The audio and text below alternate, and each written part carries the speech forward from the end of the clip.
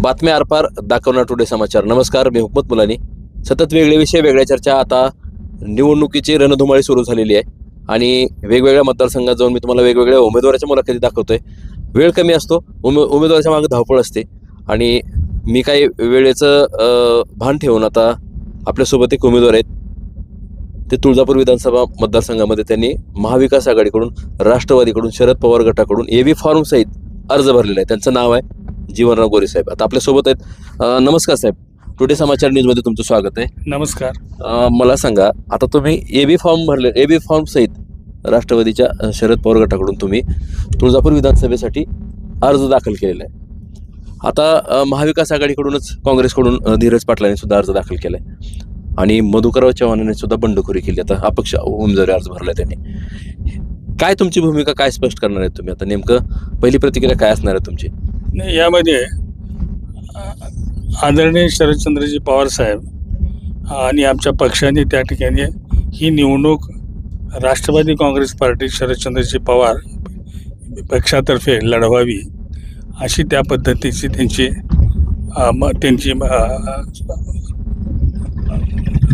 त्यांनी आदेश दिलेला आहे. त्यानुसार ही निवडणूक आपण लढवत आहोत. अच्छा.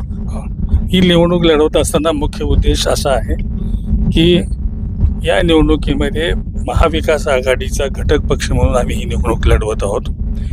त्यामध्ये समोरचं उद्दिष्ट सध्याचं एकच आहे की महायुतीचं सरकार या पुढच्या काळामध्ये यायला नको आहे. एकजुटीने सगळ्यांनी निवडणूक लढवली पाहिजे, ही आदरणीय शरदचंद्रजी पवार साहेबांची भूमिका आहे.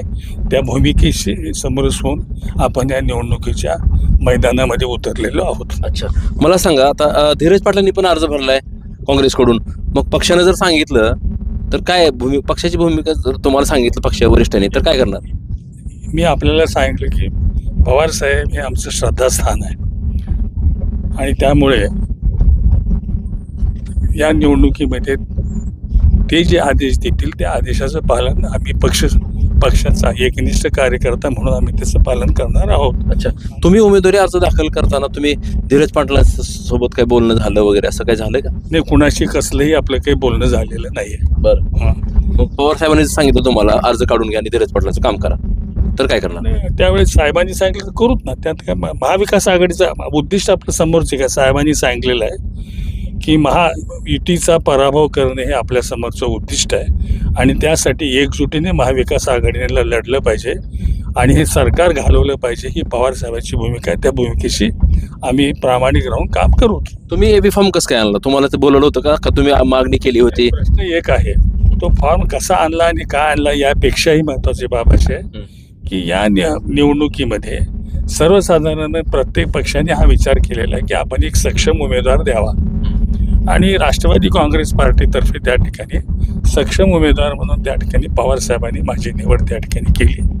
आता यानंतर पुढच्या 2-3 दिवसामध्ये ज्या चर्चा घडतील त्यातून निष्कर्ष निघेल. तुमची तयारी कशी आहे? लोकांनी तुम्हाला का पसंत करावं?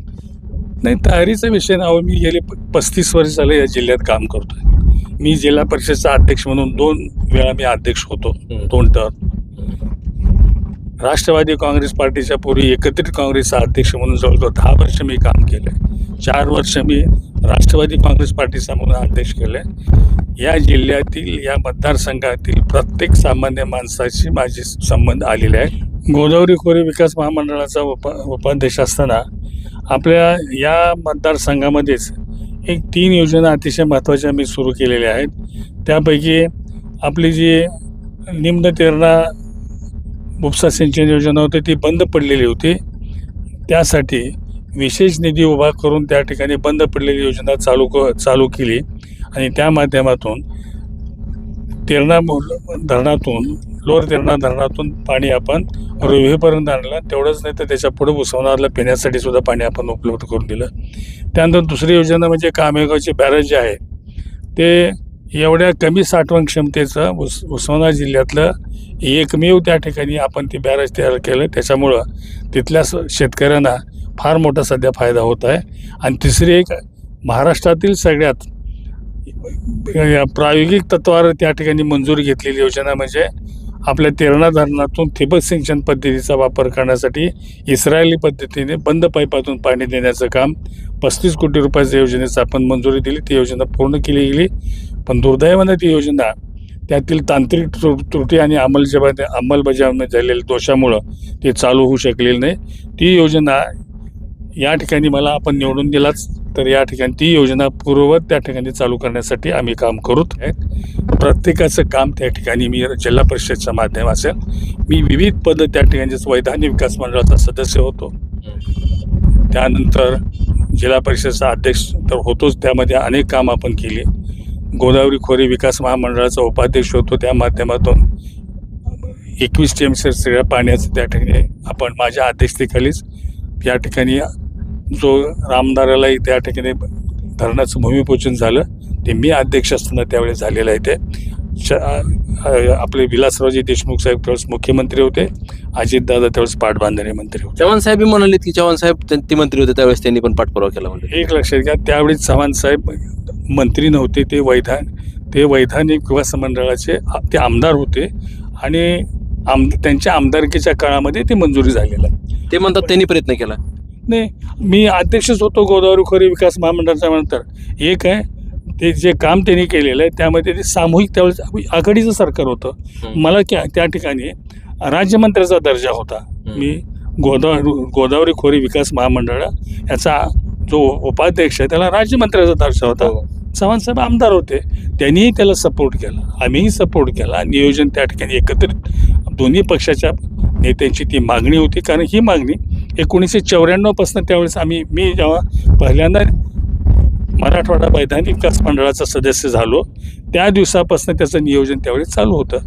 जसे ज्या लोकांना त्या पदावर काम करण्याची संधी मिळाली, तो एक आपल्या मराठवाड्याचा तो काय नुसता तुळजापूर विधानसभेपुरताच मर्यादित प्रश्न नव्हता, तर तो आपल्या जिल्ह्यातील जो कृष्णा खोऱ्यातील जो 65% आपली जमीन त्या ठिकाणी आलेली आहे क्षेत्रफळाची, त्या 65% पाण्याचा प्रश्न होता. त्यामुळे त्यासाठी आम्ही सर्वजण त्या ठिकाणी प्रयत्न करत होतो आणि त्याचंच यश म्हणून ती योजना मंजूर झाली. त्यावेळी ती फक्त 4,500 कोटी रुपयाची योजना होती. आज जवळ 10-12 कोटीपर्यंत केलेले काम त्या ठिकाणी अजून पूर्ण व्हायचं आहे. ते कामसुद्धा येणाऱ्या काळामध्ये आम्हाला लोकांना पूर्ण ताकदीनं करावा लागणारा निधी मिळून.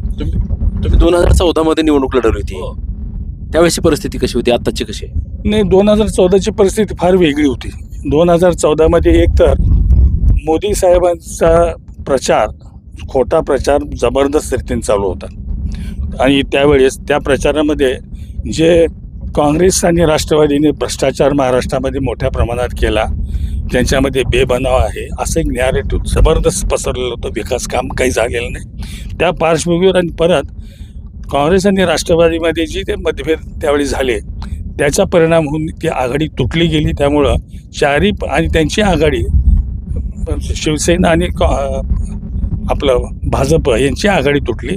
अशा परिस्थितीमध्ये आणि त्यावेळेस मोदी साहेबांची एक सभासुद्धा तुळजापूरला या मतदारसंघात झाली होती आणि त्याचा सगळ्याचा परिणाम होऊन त्या ठिकाणी अनेक उमेदवार पण त्या ठिकाणी उभे राहिले गेले.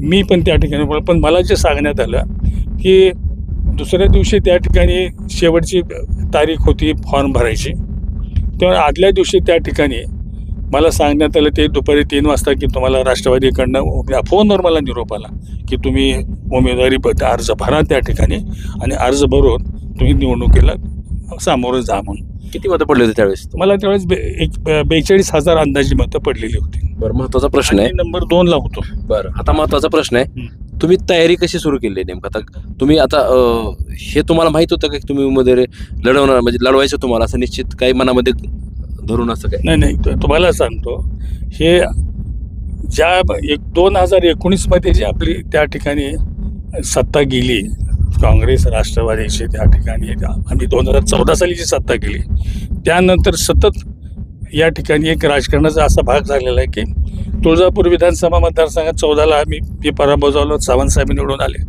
जागा त्यांच्याकडे राहिली. 2019मध्ये ते उभे राहिले, भाजपकडे जागा गेली आणि नंतर जेव्हा काँग्रेस, शिवसेना आणि राष्ट्रवादी ही एकत्र येऊन त्यांनी सरकार जेव्हा बनवलं त्या काळापासूनच तयारी ही चालू होती की आता ही जागा जी आहे तुळजापूरची जागा, या जागेवर त्या ठिकाणी आपणही त्या ठिकाणी प्रयत्न केला तर आपल्याला उमेदवारी मिळू शकते, असं आम्हा लोकांचा त्या ठिकाणी समज होता. आमची आग्रही मागणी तशा पद्धतीची होती. लोकसभेच्या नंतर त्यानंतर मधल्या काळामध्ये सगळ्या पक्षामध्ये फाटाफूट झाली आणि नंतर लोकसभेची निवडणूक झाली. निवडणूक झाल्यानंतर त्या निवडणुकीच्या नंतर सतत मतदारसंघात फिरण्याचा आणि त्या ठिकाणी काम फिरून लोकांमध्ये जागृती करण्याचा विचार आपण एकच मांडला की हे जे भाजपचं महायुतीचं सरकार आहे हे खोटं लबाड बोलणारं, सामान्य लोकांच्या हिताच्या विरुद्ध काम करणारं, जातीमध्ये त्या ठिकाणी वैमनस्य निर्माण करून देणारं सरकार आहे. आणि मूलभूत जे माणसाचे अधिकार असतात, जसं शिवसेना आहे, त्यांची शिवसेना आहे बाळासाहेब शिवसेना जी आहे ते बाळासाहेब ठाकरे यांनी त्यावेळेस उभी केली, आदरणीय बाळासाहेब ठाकरे साहेबांनी. पण ते त्या ठिकाणी उद्धव बाळासाहेब ठाकरे साहेबांना त्यांनी ते त्यांच्याकडनं काढून घेऊन फक्त सत्तेसाठी वाटेल ते करून पक्ष फोडणे, गुंडागर्दीचा वापर त्या ठिकाणी करून घेणे, पैशाचा वापर करणे, अशा मोठ्या प्रमाणात करणे, त्याच्या बळावर सत्ता मिळवायची, हे दुष्टचक्र या 2-2.5 वर्षामध्ये त्या ठिकाणी सुरू झालेलं आहे. आणि म्हणून आदरणीय पवारसाहेबांनी भूमिका अशी घेतली की आता ह्या शेतकऱ्याच्या विरोधात आहे. एका बाजूला आम्ही त्यावेळेस मोदी साहेबांनी सांगितलं होतं की आम्ही 15 लाख रुपये खात्यावर जमा करू, शेतीचं उत्पन्न दुप्पट करून देऊ. तसं तर काही झालंच नाही.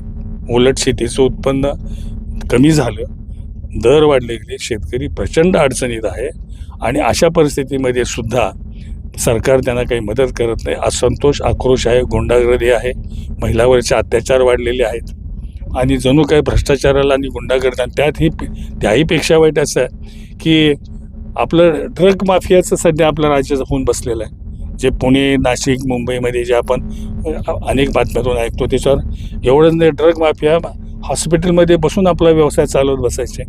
हे जे महाराष्ट्राचं चित्र बदललेलं आहे, एकेकाळी साधू संतांची भूमी असलेली ही महाराष्ट्राची भूमी आज या पद्धतीनं या सगळ्या अपप्रवृत्तीने घेरलेली आहे. आणि तिच्यातून बाहेर काढण्यासाठी पवारसाहेबांनी ठरवलेलं होतं की नाही, कुठल्याही परिस्थितीमध्ये महायुती सरकार येऊ द्यायचं नाही येणाऱ्या निवडणुकीमध्ये. आणि जनतेने पण ते ठरवलं आणि लोकसभेची निवडणूक जनतेने आपल्या हातात घेतली आणि त्यामध्ये पहिला निकाल हा महाविकास आघाडीचा दिला. तेव्हापासूनच आम्ही कामाला लागलो. आणि या मतदारसंघामध्ये उस्मानाबाद तालुक्यातली 72 गावं आहेत आणि तिकडची 107-8 गावं आहेत आणि ते तांडे आहेत. या सर्व गावामध्ये सुद्धा मी जवळजवळ 160 गावापर्यंत मी त्या ठिकाणी आहे. उस्मानाबाद तालुक्यातल्या 72 पैकी तर जवळजवळ 67 गावं माझी पूर्ण झालेली आहेत. मी स्वतः फिरलोय, सभा घेतल्या, बैठक, आणि त्यामध्ये कसा आहे प्रतिसाद लोकांचा? अतिशय चांगला प्रश्न. त्याचं कारण आहे माझी नाळ त्या सामान्य माणसाच्या प्रश्नाची आहे. जिल्हा परिषदच्या माध्यमातून, ST महामंडळाच्या माध्यमातून, गोदावरी खोरे विकास महामंडळाच्या माध्यमातून प्रत्येक गावात मी पोहोचलेलो आहे. प्रत्येक गावामध्ये काम करतो. तुळजापूर तालुक्यात सुद्धा प्रत्येक गावात मी पोहोचलो. महत्वाचा प्रश्न आहे आणखीन एक, राणा पाटील तुमचे नातेवाईक आहेत? हो. मग नाही, नात्याचा आणि राजकारणाचा काही संबंध आहे असं माझं मत नाही. विचाराचं राजकारण झालं पाहिजे. मूळ म्हणजे पवारसाहेबाचे जे विचार आहेत महाराष्ट्राला पुढे घेऊन जायचे, बहुजनाच्या हिताचे, बहुजनाचं सगळ्या समाजातल्या लोकांना एकत्र घेऊन छत्रपती शिवाजी महाराजांनी ज्या पद्धतीने महाराष्ट्रामध्ये सुराज्य निर्माण केलं, स्वराज्य निर्माण केलं, त्याच पद्धतीचं महाराष्ट्रामध्ये सुराज्य आणि स्वराज्य निर्माण व्हायला पाहिजे ही, आणि स्वाभिमानी महाराष्ट्र उभा केला पाहिजे. सगळ्यात महत्त्वाची भूमिका मला पवारसाहेबांची वाटते. स्वाभिमानी महाराष्ट्र त्यांनी उभा केला. तुमचं अजेंडा काय असणार आहे निवडणुकीमध्ये? आता निवडणुकीमध्ये अजेंडा एक आहे की महायुतीने जे राज्यातलं गेल्या 5 वर्षातलं जे राजकारण त्या ठिकाणी आधी खालच्या थराला नेऊन पोहोचवलेलं आहे आणि त्याचा राजकारणाच्या माध्यमातून समाजामध्ये तेढ लावलेली आहे. संस्कृती सगळी बिघडलेली आहे आणि समाजाचा विकासाचा कार्यक्रम खुंटला आहे. सध्या फक्त सत्तेसाठी वाटेल ते असा प्रकार जो सुरू झाला आहे, असलं सरकार, लोकहिताच्या विरुद्ध सरकार, शेतकऱ्याच्या विरोधातलं, युवकांच्या विरोधातलं खोटं बोलणं आणि खोटं नॅरेटिव्ह देत राहणं, हे ह्या सरकारच्या एवढं दुसऱ्या कुठल्याही सरकारने केलं नाही. आणि म्हणून हे सरकार हटवणं हे पहिलं भाग, आणि त्याचाच एक भाग म्हणून ह्या विधानसभेमधून आपण त्या ठिकाणी निवडणूक लढवायची आणि महाविकास आघाडीचा उमेदवार निवडून द्यायचा शरदचंद्रजी पवार साहेबांचा घटक पक्ष म्हणून राष्ट्रवादी काँग्रेस पार्टीकडून ही जबाबदारी मी स्वीकारलेली आहे. अच्छा, संदेश काय कराल तुम्ही नागरिकांना? नागरिकांना मी एकच संदेश करेन यामध्ये की मी या निवडणुकीच्या माध्यमातून मागे जसे मी जिल्हा परिषदच्या काळामध्ये जिल्हा परिषद आपल्या दारीसारखा एक कार्यक्रम जो महाराष्ट्रात त्या ठिकाणी त्याचं नाव लौकिक वाढला, ज्या माध्यमातून जिल्हा परिषदच्या अनेक योजना प्रशासनावर वचक निर्माणासाठी अधिकारी आणि सामान्य माणसाची भेट घडवून घेणे, त्यांचे प्रश्न सोडवण्याचा जो कार्यक्रम त्या ठिकाणी आपण हाती घेतला आहे, त्याच पद्धतीचं कामगार त्याच प्रश्न मी आपला आमदार आपल्या दारी ह्या निमित्ताने आपल्या जिल्हा परिषद गण वाईज बैठका घेऊन त्या ठिकाणी आपले प्रश्न समजून घेईन आणि त्यातून ते प्रश्न सोडवण्याचं काम प्रामाणिकपणे आपण करू. हा एक विषय झाला. सगळ्यात महत्त्वाचं असं म्हणजे मी जे कामं केली आहेत त्यामध्ये तुळजापूरचं बसस्टँड असेल आणि इतर जी वाशी असेल भूम असेल बसस्टँड बांधली गेली. उस्मानाबादच्या बसस्टँडचं पण भूमिपूजन मी केलं. ज्या पदावर मी गेलो तिथं आपल्या जिल्ह्याला मतदारसंघाला न्याय द्यायचा प्रयत्न केलेला आहे. आपल्या इथं नवीन एसटी त्या काळामध्ये 2 टप्प्यामध्ये 300 एसटीज आपण आणल्या. त्याच्यानंतर एक एसटी आपल्याकडे आलेली नाही. एवढंच नाही तर त्या काळामध्ये आपण कामगारांचे पगार वाढवले, त्यानंतर कामगार करार केले. आता तेही आदरणीय शरदचंद्रजी पवार साहेबांच्या पाठिंब्यामुळं आणि त्यांच्या सक्रिय त्यामध्ये सहभागामुळं हे सगळे आपण ते प्रश्न सोडवले. महामंडळ तोट्यात गेलेलं होतं. ते तोट्यात गेलं महामंडळ आम्ही जवळजवळ 1200 कोटी रुपयानं ते त्या ठिकाणी त्या ठिकाणी आम्ही कमी केला. 26,000 त्या कर्मचाऱ्यांच्या निवडणुका केला. त्याही 1 पैशाचाही भ्रष्टाचार न होऊ देता आणि तेच आपण त्या ठिकाणी मोठं त्या श्रेणीचं आपण साध्य केलं. शासनाकडनं पवारसाहेबांच्या माध्यमातून त्यावेळेस आम्ही 3,000 कोटी रुपये त्या सरकारकडनं मिळवले आणि ज्यावेळेस मी पदभार सोडला त्यावेळेस कुठल्याच कामगाराचं 1 पैशाचं देणंही आम्ही शिल्लक ठेवलेलं नव्हतं. सगळी त्यांची देणी दिली. त्या नियमितपणे पगार त्या ठिकाणी दिला गेला. हे एस टी महामंडळामध्ये एवढंच नाही, महाराष्ट्रामध्ये जे का 200-250 जे त्या ठिकाणी डेपो आहेत प्रत्येक डेपोला भेटी दिल्यात. सर्वसामान्य माणसाचे प्रश्न आपण सोडवले. सामान्य माणसाला चांगली सेवा मिळाली पाहिजे ही भूमिका घेऊन उशिरा फोन घेऊन मी झोपत होतो. कुठला जरी फोन आला तर त्याचं उत्तर मी त्यात देतो, कारण आम्ही सामान्य माणसाचे त्याच्या अडचणीशी बांधलेले आहोत. ही त्यावेळी एस टी महामंडळामध्ये आपण भूमिका अतिशय चांगल्या पद्धतीने त्या ठिकाणी पार पाडली. तेच गोदावरी खोऱ्यामध्ये सुद्धा याच पद्धतीनं आम्ही काम केलं. मराठवाड्याचा प्रश्न असेल, हे सीना कोळेवाचं धरण असेल, ते माझ्या काळामध्ये एका वर्षामध्ये 150 कोटी रुपये त्या ठिकाणी त्या धरणाला आपण मिळवून दिले. गोदावरीचा उपाध्यक्ष असताना अजितदादा त्यावेळेस आपले पाटबंधारे मंत्री होते. हा प्रश्न काही मी त्यावेळेस केवळ एका मतदारसंघापुरता नाही, पूर्ण जिल्ह्यासाठी मी त्यावेळेस त्यामध्ये काम केलेलं आहे. आणि जिल्हा परिषदेच्या माध्यमातून तर आपण शिक्षण हाच विकासाचा मोठा केंद्रबिंदू आहे. उस्मानाबाद जिल्ह्यासाठी शिक्षण हा विकासाचा नुसता केंद्रबिंदू नसून त्या ठिकाणी तो उपजीविकेचं साधन आहे समजून गुणवत्ता विकास कार्यक्रम आपण हाती घेतला. राज्यामध्ये आपली पहिल्यांदा आपल्या जिल्ह्यातला विद्यार्थी अंदूरचा विद्यार्थी आपण महाराष्ट्रामध्ये त्या ठिकाणी पहिल्या 50च्या यादीमध्ये प्रथम त्या ठिकाणी आला. शिक्षणावर पूर्ण भर आपण देऊन शिक्षण व्यवस्था आरोग्य सेवेमध्ये तेच केलं. आपण आरोग्य संपदा आपल्या दारी हा कार्यक्रम केला. आपल्या माहितीसाठी सांगतो, त्यावेळेस मी त्या हेल्थ कार्ड आपण ज्याला म्हणतो ती योजना पुढे आणली. ही त्या योजनेमध्ये प्राथमिक आरोग्य केंद्राच्या वतीनं लोकांची आरोग्य तपासणी करायची. त्याच्यामध्ये त्याला जे काही दोष तब्येतीमध्ये असतील ते त्यांनी नमूद करायचे. तिथं जर ते दोष दुरुस्त होत नसतील तर ते सिव्हिल हॉस्पिटलला पाठवायचे. सिव्हिलला आपल्या जिल्ह्याच्या ठिकाणी नाही झाले तर मुंबईला जे हॉस्पिटल गव्हर्नमेंट हॉस्पिटल पाठवून या लोकांना ते आरोग्य सेवा द्यायची अशी लिंक आपण त्यावेळेस आमदार राणा पाटलाच्या कामाबद्दल काय वाटतं तुम्हाला? आमदार राणादादाच्या कामाबद्दल काय वाटतं? त्यांची कामं कशी वाटतं? नाही, त्यांची जनतेमधून जी मला माहिती मिळते त्या दृष्टीनं त्यांचा जनतेशी संपर्क कमी आहे असं जनतेतून म्हटलं जातं. लोक तर म्हणतात की राणादादांनी भरपूर कामं केलेत. आता नाही, आता हे जे आपलं म्हणणं आहे ना ते प्रत्येकजण जो आपली आपली बाजू त्या ठिकाणी सांगत असतो, त्यामुळे ते त्यांचे लोक सांगत आहे. तुम्हाला काय वाटतं वैयक्तिक? मला असं वाटतं की त्या येणाऱ्या काय करायला पाहिजे होतं त्यांनी राणादादांनी काम? नाही, यामध्ये कसं आहे त्यांनी काम करत असताना एक हे पाहायला पाहिजे होतं की 21 टीमचं जे अर्धवट योजना पडलेल्या 5 वर्षामध्ये, त्या 5 वर्षामध्ये ती पूर्ण व्हायला पाहिजे होती, ती होऊ नाही शकली. त्यानंतर MIDC काही फार डेव्हलप झालेली नाही.